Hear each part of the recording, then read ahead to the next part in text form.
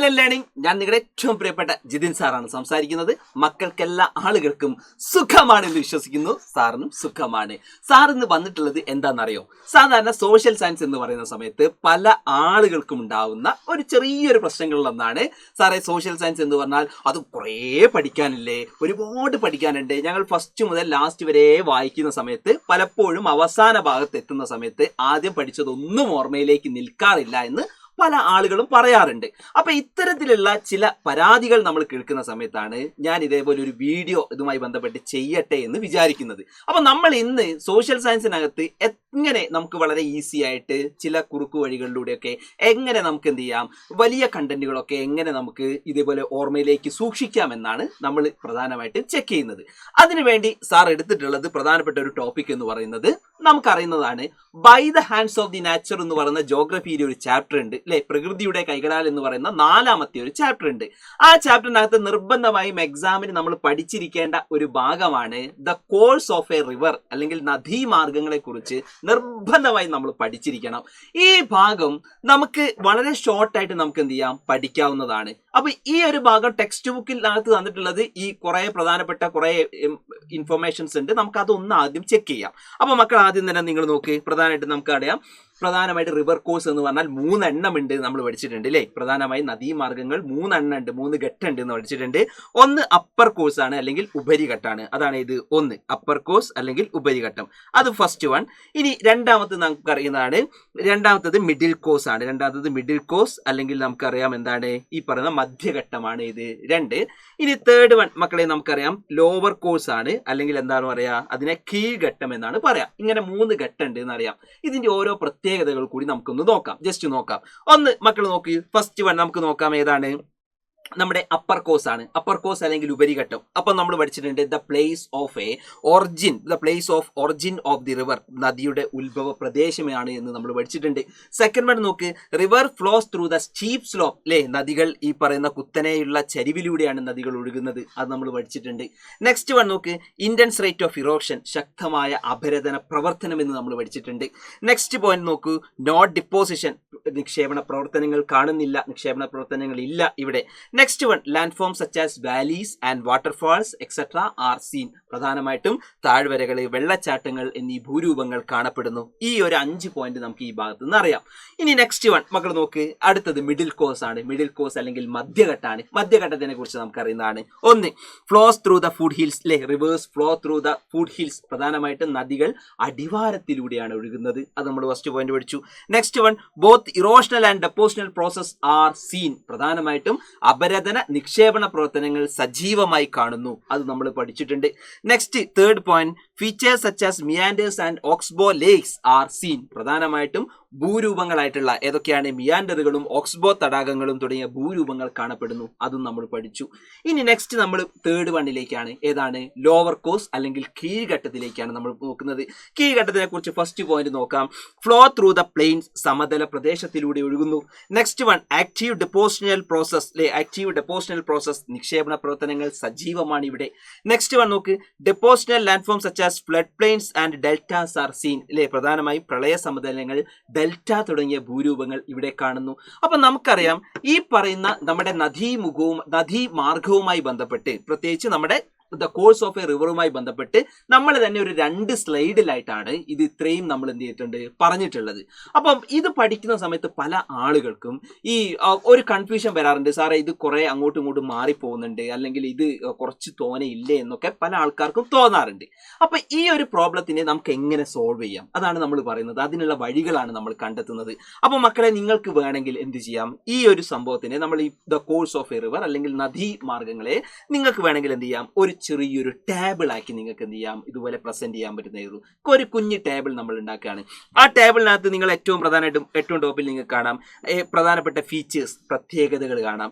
പിന്നെ അപ്പർ കോഴ്സിലുള്ള പ്രത്യേകതകൾ നോക്കണം, മിഡിൽ കോഴ്സ് കാണാം, അതുപോലെ ലോവർ കോഴ്സ് അല്ലെങ്കിൽ കീഴ്ഘട്ടം, ഈ 3 സ്ഥലങ്ങൾ കാണാം. അപ്പൊ മക്കൾ ആദ്യം തന്നെ നിങ്ങൾ നോക്ക്, ഒന്നാമത്തെ ഒരു ഫീച്ചർ നമ്മൾ നോക്കുകയാണ്. അതെന്താണ്? ഒന്നാമത്തെ നോക്കാം, nature of the flowing area, ഭൂപ്രദേശത്തിന്റെ, ഒഴുകുന്ന പ്രദേശത്തിന്റെ ഒരു പ്രത്യേകതയാണ്. അപ്പൊ മക്കൾ നോക്ക്, ഒന്നാമത്തെ നമുക്കറിയാം അപ്പർ കോഴ്സ് ആണെങ്കിൽ അപ്പർ കോഴ്സിൽ എന്താണ് flow through the steep slope, പ്രധാനമായിട്ടും എങ്ങനെയാണ് കുത്തനെയുള്ള ചരിവിലൂടെയാണ് നദി ഒഴുകുന്നത് അല്ലേ. അപ്പൊ നമുക്ക് അവിടെ എഴുതാം എന്താണ് the river flow through the steep slope എന്ന് കൊടുക്കാം. ഇനി നെക്സ്റ്റ് വൺ അവിടെ നമുക്കൊന്ന് ജസ്റ്റ് ഒന്ന് ഫില്ല് ചെയ്യേണ്ടതുണ്ട്. ഈ മിഡിൽ കോഴ്സിലാണെങ്കിൽ എങ്ങനെയായിരിക്കും നദികൾ ഒഴുകുന്നത്? അവിടെ നമ്മൾ പഠിച്ചിട്ടുണ്ട് the rivers flow through food hills എന്ന് പഠിച്ചിട്ടുണ്ട്. പ്രധാനമായിട്ടും നദികൾ ഏതിലൂടെയാണ് ഒഴുകുന്നത്? അടിവാരത്തിലൂടെയാണ് അല്ലെ. അടിവാരത്തിലൂടെയാണ് എന്ത് ചെയ്യുന്നത്? നദികൾ ഒഴുകുന്നത് അടിവാരത്തിലൂടെയാണ്. നെക്സ്റ്റ് വൺ അവിടെ നമുക്കറിയാം ഈ പറയുന്ന ലോവർ കോഴ്സിലേക്കാണെങ്കിലോ the rivers flow through the plains ആണ്, സമതല പ്രദേശങ്ങളിലൂടെയാണ് നദി ഒഴുകുന്നത്. നമ്മൾ അവിടെ പഠിച്ചു. ഇനി നെക്സ്റ്റ് വൺ നിങ്ങൾ നോക്കിക്കോളൂ. നമുക്ക് നോക്കാം ഏതാണ്? റേറ്റ് ഓഫ് ഇറോഷൻ ആണ്, അപരദന തീവ്രതയാണ്. ഇതൊക്കെ ഇതിനകത്ത് അപ്പർ കോഴ്സിൽ നോക്കണം. അപ്പർ കോഴ്സിൽ നമുക്ക് അവിടെ ബ്ലാങ്ക് ആണ്, നമുക്ക് അവിടെ എന്ത് ചെയ്യാം? ജസ്റ്റ് നമുക്ക് ഫില്ല് ചെയ്യാം. അപ്പർ കോഴ്സിലാണെങ്കിൽ നമുക്കറിയാം ഈ പറയുന്ന അപരദന തീവ്രത എന്ന് പറഞ്ഞു കഴിഞ്ഞാൽ, അല്ലെങ്കിൽ ഈ പറയുന്ന ഇറോഷൻ എന്ന് പറഞ്ഞാൽ അവിടെ എന്താണ്? ആക്റ്റീവ് ആണ്. നമ്മൾ ഡീറ്റെയിൽ ആയിട്ടൊന്നും എഴുതണ്ട, ജസ്റ്റ് ആക്റ്റീവ് എന്ന് എഴുതി വെക്കുക. അപ്പൊ ആക്റ്റീവിന് മലയാളം എന്താണ്? സജീവമാണ്. ഇവിടെ സജീവമാണ്. അങ്ങനെയാണെങ്കിൽ മിഡിൽ കോഴ്സിൽ എന്തായിരിക്കും? അവിടെ എന്താണ്? ലെസ് ആണ്, കുറവാണ്. അതുപോലെ ലോവർ കോഴ്സിൽ എന്താണ്? ലില്ലാണ്, ഒട്ടും കാണുന്നില്ല, ഒട്ടും നമ്മൾ എന്ത് ചെയ്യുന്നില്ല? അപരദനം അല്ലെങ്കിൽ ഇറോഷൻ കാണുന്നില്ല. നെക്സ്റ്റ് അപ്പൊ സിമ്പിൾ ആണ്. ഇനി നെക്സ്റ്റ് നമുക്ക് നോക്കാം. തേർഡ് വൺ എന്താണ്? റേറ്റ് ഓഫ് ഡിപ്പോസിഷൻ ആണ്, നിക്ഷേപണ പ്രവർത്തനങ്ങളാണ്. അപ്പൊ അവിടെ നമുക്ക് ഓൾറെഡി ഈ അപ്പർ കോഴ്സിൽ നമ്മൾ ചെറുതായിട്ട് അവിടെ വിട്ടിട്ടുണ്ട്. അപ്പർ കോഴ്സിൽ നമുക്ക് അവിടെ നോക്കണം എങ്ങനെയാണ് അവിടെ നിക്ഷേപണം എന്താണ്, അവിടെ ഡെപ്പോസിഷൻ ഉണ്ടോ?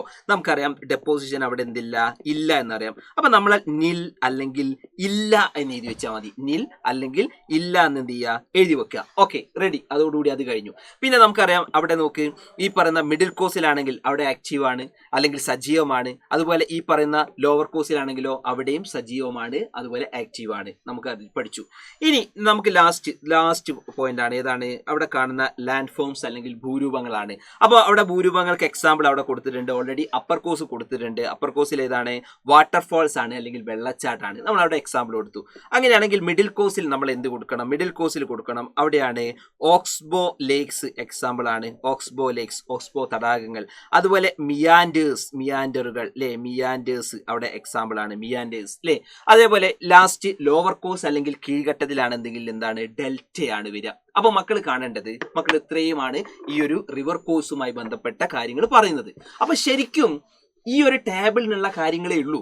ആകെ ഇത്ര പോയിന്റേ നമുക്കുള്ളൂ. പക്ഷെ നമ്മൾ കാണുന്ന സമയത്ത് ആദ്യം നിങ്ങൾക്ക് ഈ ഒരു സ്ലൈഡ് കാണാം, അതുപോലെ തന്നെ അതിന്റെ പിറകിൽ വേറൊരു സ്ലൈഡ് കാണാം. അങ്ങനെ 2 സ്ലൈഡിലായിട്ടാണ് നമ്മൾ കാണുന്നത്. പക്ഷെ നമുക്ക് എക്സാമിന് പഠിക്കാനുള്ളത് ആകെ ഇത്ര പോയിന്റേ ഉള്ളൂ. എക്സാമിനൊക്കെ വരികയാണെങ്കിലൊക്കെ ഈ രീതിയിലൊക്കെയാണ് ചോദ്യങ്ങൾ വരിക.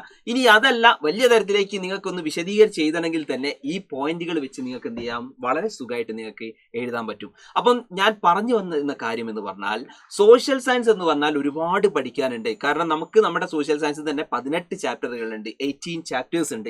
ഈ ചാപ്റ്റേഴ്സ് ഉണ്ട് എന്ന് വിചാരിച്ച് ഒരിക്കലും നിങ്ങൾ എന്ത് ചെയ്യേണ്ട? വിഷമിക്കേണ്ട കാര്യമില്ല, അല്ലെങ്കിൽ വലിയ തരത്തിലേക്ക് വെറീഡ് ആവേണ്ട കാര്യം വരുന്നില്ല. നിങ്ങൾ ചെയ്യേണ്ട കാര്യം ഇത്രയാണ്.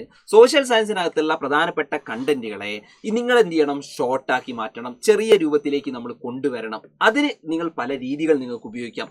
നമ്മളിവിടെ കാണിച്ചിട്ടുള്ളത് ഒരു ടേബിൾ രൂപത്തിലേക്കാണ് നമ്മൾ ചെയ്തിട്ടുള്ളത്. ഇനി അതല്ല, നിങ്ങൾക്ക് വേറെ തരത്തിലേക്ക് ഡയഗ്രായിട്ട് വേണമെങ്കിൽ അങ്ങനെ കൊണ്ടുവരാം, ഫ്ലോ ചാർട്ടായിട്ട് വേണമെങ്കിൽ അങ്ങനെ കൊണ്ടുവരാം. അങ്ങനെ പല രീതിയിൽ നിങ്ങൾക്ക് ഇഷ്ടപ്പെടുന്ന രീതിയിലേക്ക് കണ്ടന്റുകൾ നിങ്ങൾ എന്ത് ചെയ്യുക? കൊണ്ടുവരിക. അങ്ങനെ കൊണ്ടുവന്നു കഴിഞ്ഞാൽ സ്വാഭാവികമായിട്ടും ഈ സോഷ്യൽ സയൻസ് എന്തായിരിക്കും? വളരെ ഈസി ആയിരിക്കും. ഇത്തരത്തിലുള്ള ഒരുപാട് പ്രധാനപ്പെട്ട കണ്ടന്റുകളൊക്കെ ഇങ്ങനെ ഷോർട്ടാക്കുന്ന ഒരുപാട് വീഡിയോസ് നമുക്ക് ഇനിയും വരാനുണ്ട്. അപ്പോൾ മക്കൾ എല്ലാ ആൾക്കാരും ഈ സോഷ്യൽ സയൻസ് നന്നായി പഠിക്കണം. പഠിക്കുന്നതിന്റെ കൂടെ തന്നെ ഇത്തരത്തിലുള്ള മാതൃകകൾ കൂടി നിങ്ങൾ എന്ത് ചെയ്യണം? ഫോളോ ചെയ്യണമെന്ന് മാത്രം ഈ അവസരത്തിൽ പറയുകയാണ്. അപ്പോൾ മക്കൾ എല്ലാ ആൾക്കാർക്കും വീഡിയോ ഇഷ്ടപ്പെട്ടു എന്ന് വിചാരിക്കുന്നു. വീഡിയോ ഇഷ്ടപ്പെട്ടെങ്കിൽ നിങ്ങളുടെ ഈ പ്രധാനപ്പെട്ട കമന്റുകൾ വീഡിയോയ്ക്ക് താഴെ നിങ്ങൾ നിർബന്ധമായിട്ടും നിങ്ങൾ ഇതുപോലെ രേഖപ്പെടുത്തണം. അതുപോലെ ചാനൽ ആരെങ്കിലും സബ്സ്ക്രൈബ് ചെയ്യാനുണ്ടെങ്കിൽ അവർ ചാനൽ സബ്സ്ക്രൈബ് ചെയ്യുകയും കൂടിയും വേണം. ഓക്കെ, സോ ഇത്രയും പറഞ്ഞുകൊണ്ട് നിങ്ങൾ കേട്ടുകൊണ്ടിരിക്കുന്നത് ജിതിൻ സാറെയാണ്, നിങ്ങൾ കണ്ടുകൊണ്ടിരിക്കുന്നത് ജിതിൻ സാറെയാണ്. നമുക്ക് വീണ്ടും പഠിക്കാം, ഉഷാറായി എല്ലാവരും പഠിക്കാം. So all the best guys. Bye.